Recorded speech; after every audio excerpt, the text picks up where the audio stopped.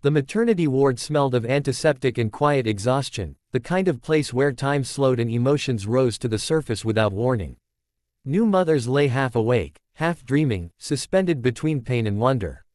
In one corner room, a young woman cradled her newborn, her hands trembling not from weakness but from the weight of what had just happened to her life. She had imagined this moment for months, rehearsed smiles and whispered lullabies, believed that love would gather around her like a warm blanket. Instead, the door burst open and with it came a voice sharp enough to cut through the hush of the corridor. Her mother-in-law stood rigid in the doorway, eyes cold, lips pressed into a thin line of judgment. She did not glance at the baby. She did not ask how the birth had gone. She came with a purpose that had nothing to do with care. Words spilled out fast and cruel, accusing the young woman of disgrace, of trapping her son, of being a burden that the family could no longer carry. Nurses froze, unsure whether to intervene. The young mother felt her chest tighten as if the walls were closing in. She had no strength to argue, no desire to beg. She simply stared down at the tiny face resting against her heart and tried not to cry. "You don't belong here," the older woman snapped. "Pack your things and leave. My son made a mistake, and we will fix it. You're abandoned now. Don't cling to a life that was never meant for you." Each sentence landed like a slap. The word abandoned echoed louder than the rest, ringing in the young woman's ears until it drowned out everything else. As the mother-in-law turned to leave, convinced that her authority had been asserted, footsteps approached from the hallway. Calm, unhurried footsteps that carried a confidence impossible to ignore. The woman stopped mid-stride, her shoulders stiffening. She turned, prepared to unleash another wave of fury, and then she froze. The guest was unexpected, almost unreal, like a scene breaking through the thin membrane between ordinary life and something larger. Conversations in the corridor fell silent. Even the nurses straightened as if instinctively recognizing that this moment mattered. The visitor's presence filled the space not with threat but with certainty, the kind that makes cruelty look small and exposed. The mother-in-law opened her mouth, then closed it again. Her rehearsed dominance evaporated. She stood speechless, eyes darting between the young mother and the newcomer, realizing too late that her performance had an audience she had not anticipated. The visitor stepped into the room, greeting the nurses politely before turning to the young woman. There was kindness in that gaze, and something else too, resolve. The baby stirred, as if sensing the shift in the air. The young mother felt tears finally escape, not from fear this time, but from relief so sudden it made her dizzy. A few calm words were spoken, firm yet measured, cutting through the tension like a blade through cloth. The message was clear: no one had the right to humiliate a woman who had just given birth, no one had the authority to erase her dignity or her place in the world. The maternity ward was not a battlefield for old grudges and power games. It was a place for beginnings. The mother-in-law's face flushed, anger fighting with embarrassment. She tried to regain control, but it was gone. Every sharp word she had brought with her now sounded hollow. When she finally spoke, it was with a brittle laugh that fooled no one. She backed toward the door, muttering excuses, and then she was gone. The room exhaled. Nurses resumed their work. The young mother leaned back against her pillow, exhausted but no longer alone. The visitor stayed only a moment longer, offering reassurance before leaving as quietly as they had arrived. Yet the impact lingered, reshaping the memory of what could have been the darkest day into one marked by unexpected grace.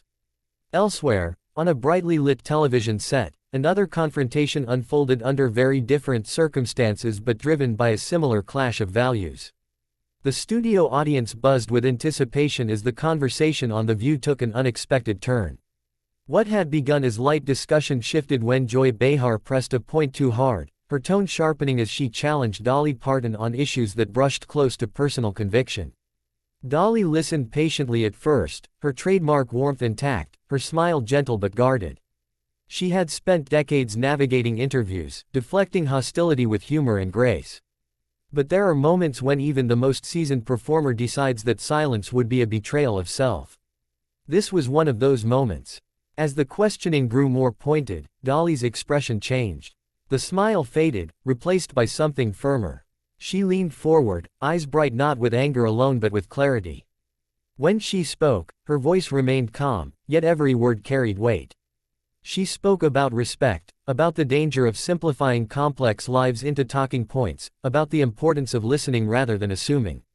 The audience shifted in their seats, sensing that they were witnessing something rare, restraint giving way to truth. Joy attempted to interrupt, but Dolly raised a hand, not rudely, just enough to claim the space she was owed. She spoke of her upbringing, her values, and the long road she had traveled without losing her compassion. She refused to be boxed into narratives that didn't fit, refused to be spoken over or spoken for. The studio felt quiet, the kind of quiet that signals attention, not discomfort. When Dolly finished, she did not storm off immediately. She took a breath, offered a final measured remark, and then stood, thanking the hosts and the audience with a politeness that only sharpened the impact of her departure.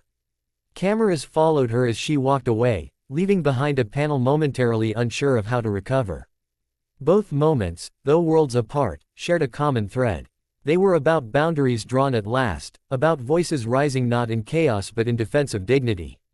Whether in the sterile quiet of a maternity ward or under the glare of studio lights, there comes a time when cruelty meets resistance, when assumptions meet lived truth.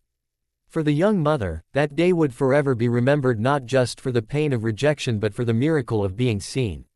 For the viewers at home, Dolly's stand was a reminder that grace does not mean submission, and kindness does not require silence. In both stories, power shifted not through shouting or spectacle, but through the simple, radical act of saying, "This is not yours to take away." The day was meant to be defined by first breaths and fragile hope, by the soft rhythm of a newborn's chest rising and falling against its mother. The maternity ward was quiet in the way hospitals often are, filled with whispered footsteps and the distant beeping of machines that measured life in numbers and lights. In that stillness, a young woman lay pale and exhausted, her body aching from labor, her heart swollen with love and fear in equal measure.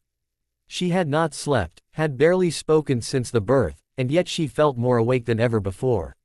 Everything she was now existed in the small bundle resting in her arms.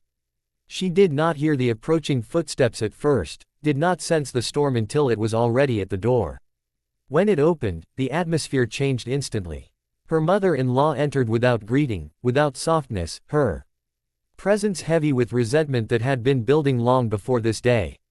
The older woman's eyes scanned the room not with curiosity but with judgment, as if she were inspecting a mistake that needed correcting. She ignored the baby completely, as though acknowledging the child would somehow legitimize the situation she had already condemned. The words came fast, sharp, and unfiltered. Accusations disguised as truth, commands masquerading as concern. She spoke of shame, of family honor, of how her son's life had been derailed by the woman lying helpless in the bed. She said the marriage was over, that support would be withdrawn, that there was no place for the young mother in their home or their future.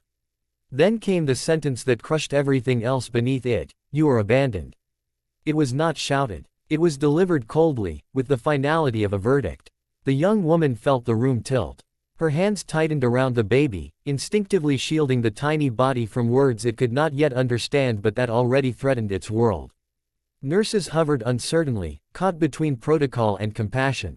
No one wanted to escalate the situation, yet everyone felt the cruelty of it. The young mother tried to speak, but her throat closed. There were no arguments left, no strength to defend herself. She stared at the wall, willing herself not to break. The mother-in-law, satisfied with the damage she had done, turned toward the door. In her mind, the matter was settled. Authority had been exercised, control restored. But just as her hand reached for the handle, a voice behind her spoke her name. It was calm, unfamiliar, and carried a weight that immediately commanded attention. She turned slowly, irritation ready on her lips, and then it vanished. Standing in the hallway was someone she had not expected to see there, someone whose presence instantly shifted the balance of power. The air seemed to tighten, not with fear but with consequence. The visitor stepped inside, acknowledging the staff before focusing on the scene at hand. Their gaze moved from the shaken young mother to the older woman, taking in everything without raising their voice. When they spoke, it was with quiet authority, the kind that does not need volume to be heard.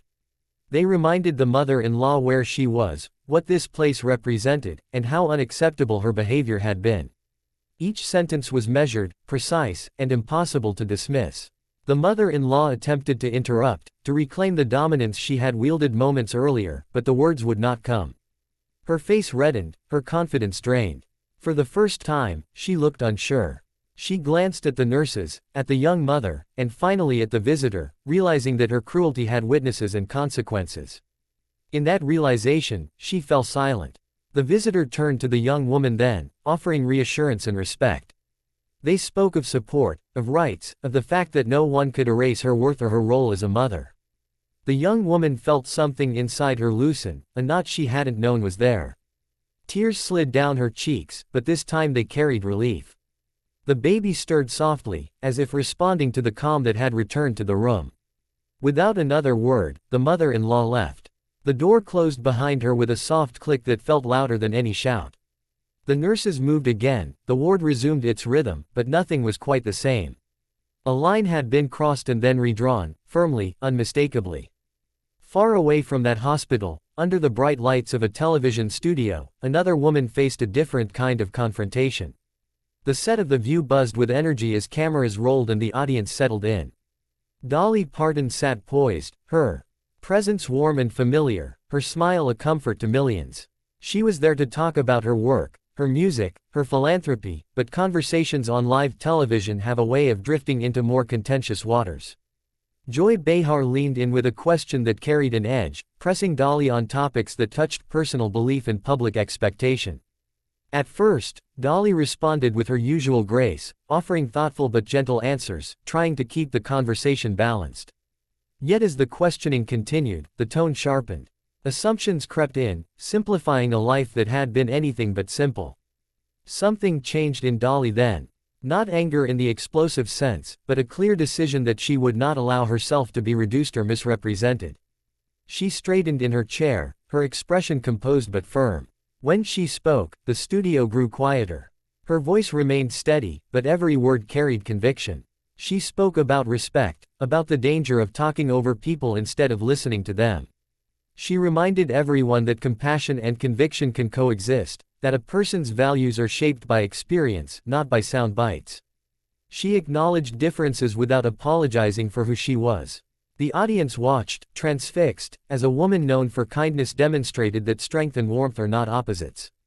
Joy attempted to steer the conversation back, but Dolly held her ground. She did not raise her voice. She did not insult or belittle. She simply refused to yield the narrative of her own life.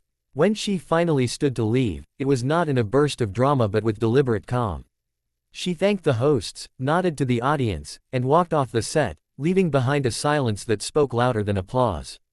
In both places, the hospital ward and the television studio, the moments lingered. They were reminders that dignity can be defended without cruelty, that boundaries can be drawn without shouting. The young mother would remember the day not only for the pain inflicted upon her but for the unexpected protection that arrived just in time. Viewers would remember Dolly's exit not as a tantrum, but as a statement. These stories, though different in scale and setting, reflected the same truth. There comes a moment when silence stops being noble and starts being harmful. In those moments, standing up is not an act of aggression but of survival. Whether whispered in a hospital room or spoken into a microphone, the message is the same: you do not get to decide my worth.